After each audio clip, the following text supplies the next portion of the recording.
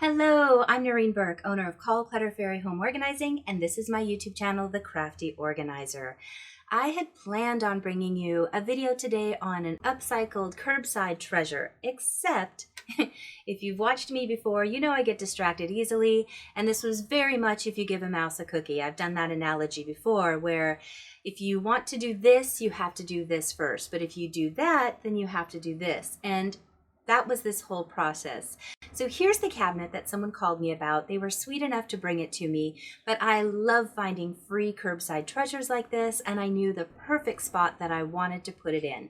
So if you're interested in seeing what I do, stay tuned.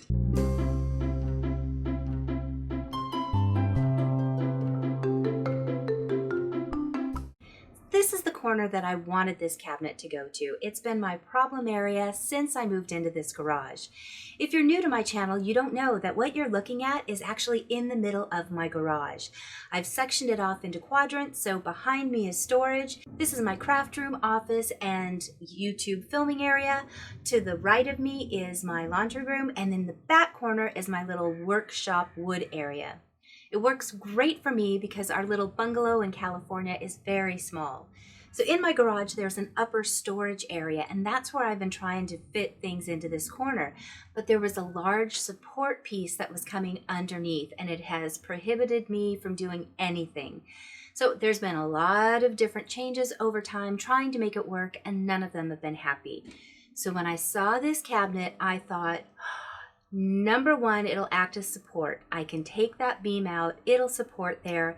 But number two, it'll actually give a nicer aesthetic as well as storage, so I could not wait to put it in. The problem is it was 77 inches and I only had 75 inches, so I had to cut some off. Wasn't too afraid of that. I do have some power tools. I did some researching on YouTube, didn't find what I needed. So Anna White is an amazing YouTuber, and she is so generous with her time and tutorials as well as free plans. So check her out. I've got her link in the description below. But I've watched the way she cuts things down, and she always uses a guide if she's not able to fit it on her big table saw. I don't have a big saw, so I used her idea. I made a guide so that I could measure where I wanted it cut. I drilled my 2x4 in and started cutting. So here you can see, I just took off all of the extra wood, the trim, the inside supports. I was basically going to be cutting this cabinet to the bottom inside shelf. So I just attached my 2x4, used my little jigsaw to cut along, which obviously I would love a different saw, but this is what I had and it worked. I am so excited because it did fit. Now, that was going to be the end of my video. I was going to plop it in the corner and then show you. Well, I got really nervous about taking the support down, so I ran to Lowe's really quick and I got a different strap that I could attach to one of the beams on the roof line and attach it to the shelf. But then when I did that, I realized I would need some washers and I was worried about not bolting it all the way through. So I scrapped that idea, got a 2x4 and put another brace in, which I had never done before. And I was very proud of myself for figuring out how to do all on my own. Once it was braced and I had a support holding it at the top, I prayed and got rid of that support that was on the corner. It didn't budge even a millimeter, so I was really proud of the support piece that I put in. So that was 3 steps just to put this cabinet in. Once I started putting the cabinet in, for some reason it wouldn't fit. I kept measuring, it theoretically would fit, but I'm on a cement slab. My garage has had flooding issues, and as a result, it has cracked at one point. So where I was measuring from, the cement was a little bit lower than where the cabinet was actually fitting. It was such a small amount that it wasn't even worth trying to saw anymore. So I got out a sanding block and just sanded it. And I'm so sorry I don't have footage for any of this. I ended up getting so frustrated. I was using expletives and I didn't want you guys to see any of that. So suffice to say, I finally got it in, and then I realized that all the painting I had done on it from moving around, it was scraped up, so I had to paint it again. That's okay. Once I got that out, my office exploded because then this looked so pretty. I wasn't happy with any of this, so I took it all down, and again, At this point, filming was the last thing on my mind. I was up until about 10 o'clock last night trying to fix this, trying to make it look good, try and make it functional, and I finally just hit a wall and went, okay, what would Noreen say if she was talking to you as a client? I would say, stop, take a break, give it some thought, and that's what I did. I went to bed, I rethought about it, and this morning I woke up at about 6:30, and I was so excited to finish all this. So I redid all of my space, and I'm going to be redoing this little area here. It's my frequent touching spot when I'm crafting or when I'm doing a project. For a workspace where I'm constantly touching things, it's not the most functional. I use a lot of other tools, which means I end up having more baskets, and that just ends up cluttering the space. So I'm going to be redoing this little space with a pegboard. So if you're interested in seeing that video, make sure you click that subscribe button so you're notified when I do post that. But this area back here, I need to be inspired when I'm crafting. I need to be inspired when I'm doing YouTube videos. And this was starting to look a little bit cluttered to me, and I didn't realize it until I was doing videos for you and editing them, going, man, it's time to edit. So I did. And I'm very happy with the way it looks again. So here's a little tour of all the things that I put together. I have the most usable things front and center. You know I love my boxes because it allows me to subcategorize and really micro break down the things that I have, but it also allows me to have them contained and visually aesthetic. I love my blue and I love the black and white. So this color scheme absolutely works for me. I was starting to add in a little bit of pink and I backed away because, again, it just, for my taste, started looking a little bit cluttered.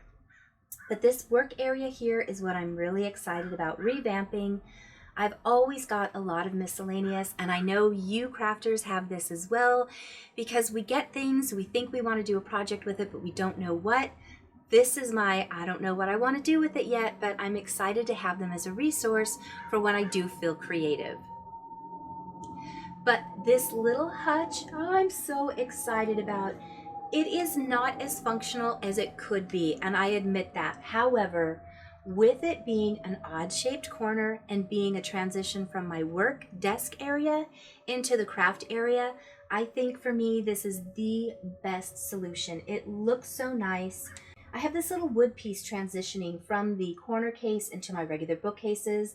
I'm going to find a way to attach that, and then I'm going to trim out the bookcases just so it looks a little more finished. But for right now, I love it. It displays one of my favorite DIYs, and that's the flip calendar. I love this. I update it every day. If you're interested in that, I'll have a link in the description below on how you can make this calendar. And it has just a couple of my other little pieces that I enjoy seeing. The inside bottom cabinet, I was actually going to flip this upside down and have the cabinet be up above as a chalkboard, but at the last second I decided no, use it as storage for your office supplies and the things you don't want to see out, and I'm so glad I did that. The other thing I did is I was about to buy a 12-inch wide bookcase to fit behind the corner unit so that I could still have desk storage for my other books and binders and things. And as I was looking at them, I saw a price point of $45 to $50, and I went, no! I had already pulled the big black bookcase that used to sit here out for donation, and I thought, instead of donating that and buying supplies to make a 12-inch bookcase, this is already a bookcase. It has the pegs, it has the shelves. Cut it down. So that's what I did. It's actually only 9 3/4 inches wide, which would have been really difficult because I would have had to move everything down to accommodate a 12-inch bookcase. So this was the perfect solution for me, and I didn't have to spend a dime. Now when I'm sitting at my desk, I can easily grab the things that I need and not have to get up. But when I'm sitting here at my desk, either talking to you, doing demonstrations, or doing my crafts, everything right here feels so nice and tranquil, and I can easily grab all of my supplies. The thing I'm always talking to you guys about is find things that work for you. I'm always so excited when I see posts from you about how you made something work in your area. I am really excited about finding ways that match both what your needs are as well as your aesthetic. Don't be afraid to wallpaper something. Don't be afraid to cover it in scrapbook paper, contact paper, or paint it, and then enhance it in a way that makes you feel excited about your space, but still has a very functional item. This entire project today cost me $4, and that was for the metal strap that I used on the shelving unit to anchor it to the ceiling just to give it a little bit more support. Everything else I made do with what I had. Now I will, like I said, eventually be adding some molding up on the edges of these bookcases just to elevate the look a little bit more. I don't need to do that. It's just something I would like to do. So don't be afraid to cut into something or paint it or make it work for you. These bookcases that I have over on this side used to be oak, and I hated them. They didn't match my aesthetic, but they were curbside find, and I liked the strength of them. They're very sturdy. They're 4 feet wide, and I just kept thinking, I'll replace them someday. Why replace something that you have that's working for you when you can upcycle it and change it to what fits your decor and your aesthetic? If you have people that are saying, no, you can't paint wood, getting rid of a wood piece just so you could buy a white piece, to me that doesn't make any sense. So follow your budget instincts, make something work for you, allow it to fit your needs, and let those people who say you shouldn't do what they want in their own home. That's all I have for today. Thank you so much for watching my crazy journey. Let me know if you like the new setup or if you like one of the previous versions I had. I'm really excited about this, and this will actually be segueing into an announcement that I have, and Monday is my final day to be secretive about it, and then I can go ahead and let you know what's going on. So fingers crossed everything goes well. I will see you guys on the next video. Thank you so much for watching. Bye.